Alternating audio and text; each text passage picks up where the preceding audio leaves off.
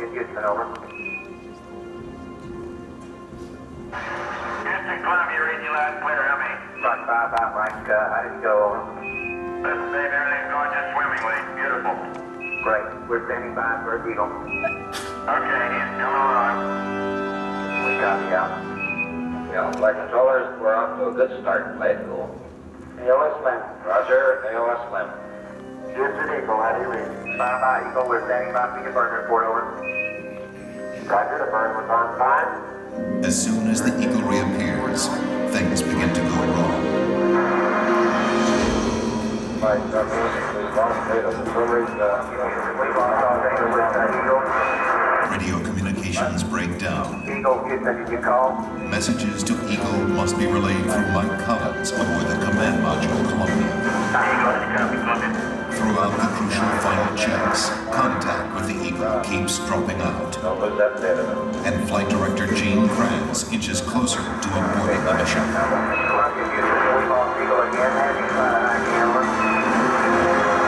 Okay, we got data back. Radar flight looks good. With the vital computer links temporarily holding, the moment of decision is now. Okay, all flight controllers, gonna go for landing. Retro, go. Item, go. Guys, go. Control, go. Telcom, go. GSP, go. Econ, go. Surgeon, go. Capcom, we're go for landing. Eagle, Houston, you're go for landing, over. Identify, go for landing. 10%.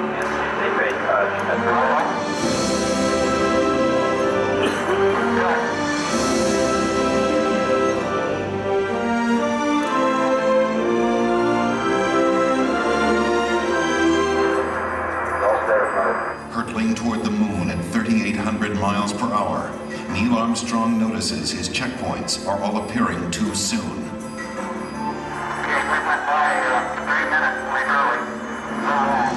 This means a serious navigation error.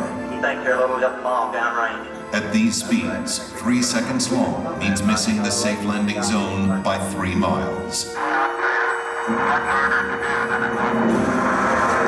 And Eagle, Houston, we got data drop out. Still looking good.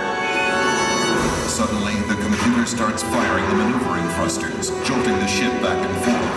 This has happened in simulations, but never this much, never this violent. The smooth descent is becoming a bumpy ride. Before that is fixed, Program alarm. a problem with the onboard computer. 1202. 1202 alarm. The astronauts have rehearsed for thousands of possible malfunctions, but not this one. It had been considered too unlikely. Seconds seem like hours as everyone struggles to remember the meaning of a 1202 program alarm. The deadline to safely aboard is vanishing fast. Give us a reading on the 1202 program alarm. 1202 means the Eagle's onboard computer is overloading. This means Houston is blind, unable to make navigation corrections or interpret the data coming from Eagle's computer. Armstrong and Aldrin are on their own. Mission Control decides they can go ahead We're going that flight. We're going that alarm. if the data link doesn't fail again. Right, we're going that alarm. 1,000 feet, and Neil Armstrong can see that the computer is proposing to put them down in a dangerous place. That landing site is full of boulders. If they land there, they will never take off again. Okay, we're going. At 350 feet, Armstrong ignores his computer navigation and veers away from the rocky landing site with no time to explain to Mission Control. Okay, all flight controllers, hang tight. In Mission Control, everybody is stunned.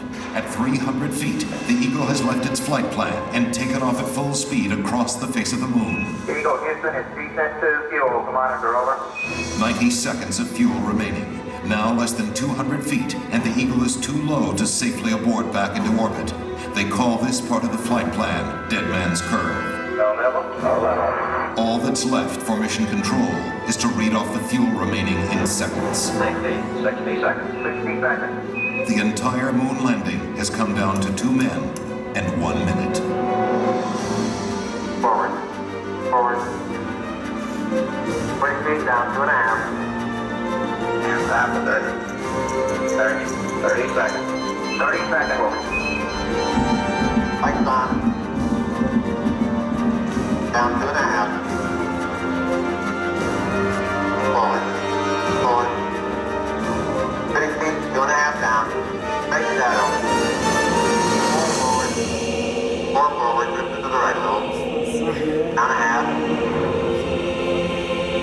contact light. Okay, engine stop. Tranquility Base here. The Eagle has landed. Roger, Tranquility. We copy you on the ground. You got a bunch of guys about to turn blue. We're breathing again. Thanks a lot. A short time later, history is made again. Okay, Neil, we can see you coming down the ladder now. For one incredible moment, we are one people with one history, watching our destiny unfold. It's one small step for man, one giant leap for mankind.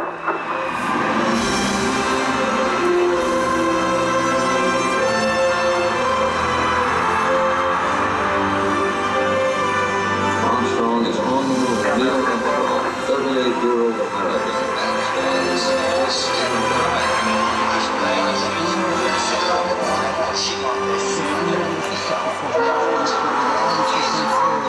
It was a moment shared by an entire world. Airman from the planet Earth, first set foot upon the moon. Became indeed for all mankind. With these first steps, mankind stood on the highest ground, and we saw our planet as our home port in the endless ocean of space. There was something which was surprising to me. It occurred as I was standing on the surface. Just after we had landed, I'd gone down, standing on the surface and looking at planet Earth for the first time. Seeing the beauty, seeing the finiteness of it, the limits of it, realizing what a shame it was that people were confronting each other on that planet without realizing what it was doing to the planet. It was a very emotional moment for me. I actually shed a couple of tears. Something totally unexpected for an engineer, fighter pilot to be crying up quietly up there on the moon. Mankind had achieved a tenuous foothold in the heavens, and a new and exciting world lay waiting to be explored.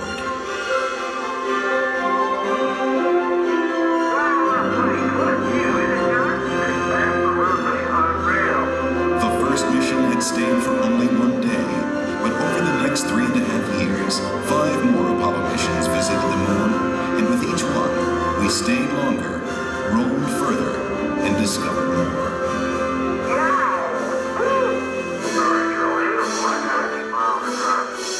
I never thought when I was a kid building rockets, in high school, that we would go to the moon, before the end of the century. I mean, I thought that was something that was way in the future, fantasy. I was rolling on the moon one day. In the very month of December, May. Look at the back, rock. That is the best example we got. Just don't stub your toe. We have got to understand that as a people, we need to stretch. We need to reach beyond our grasp. We need to strive to do things that seem impossible, because in the accomplishment of them, we move society forward. Boy, Houston, the beauty of this place is just absolutely incredible. One of the astronauts has said those hills that we climbed give our children and grandchildren a different perspective, that they see the mountains that we couldn't see. And so what we consider impossible, they're dreaming about. 3, 2, 1. What a ride, what a ride. When I have a chance to talk to kids, I tell them, the first thing I tell them is to take the word impossible out of their vocabulary. Go to their teacher tomorrow morning and scratch it out in the dictionary. The word doesn't exist. If I can stand here and tell you that I lived on the moon, that I called the moon my home for 3 days, you tell me what is impossible in this day and age, much less in a generation that follows, much less into the 21st century. Nothing is impossible. I like exploring things, inventing. I would like to go up there and find out what's really up there. I would like to be an astronaut. I like to design rockets.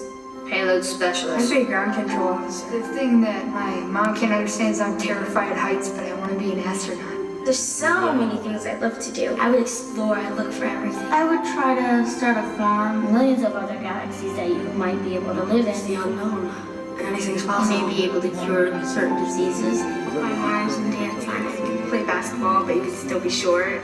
Because then you could like fly up in the air. Baseball would be awesome. Hit the ball, you get a home run every time. There are a lot of things that could benefit mankind that we, because of science, we simply cannot do on Earth. It's such a big universe, and it's kind of strange to think that just this one tiny planet was chosen to have life on it. I hear they're finding new planets or moons, and they're finding out more about how stars are working, and it makes me feel like it's trying to tell me something. What's it trying to tell you?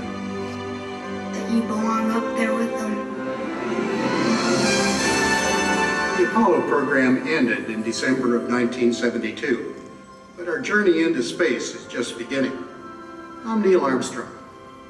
The future of space travel is being written right now in the dreams and imaginations of a new generation.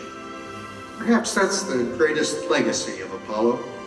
It shows our children and grandchildren that with courage, imagination, and the will to explore, no dream is impossible.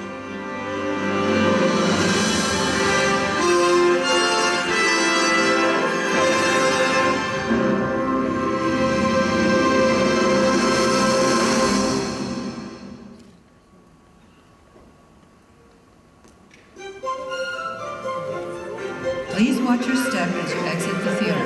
On behalf of NASA and the Kennedy Space Center, thank you for visiting the Apollo Saturn V Center today.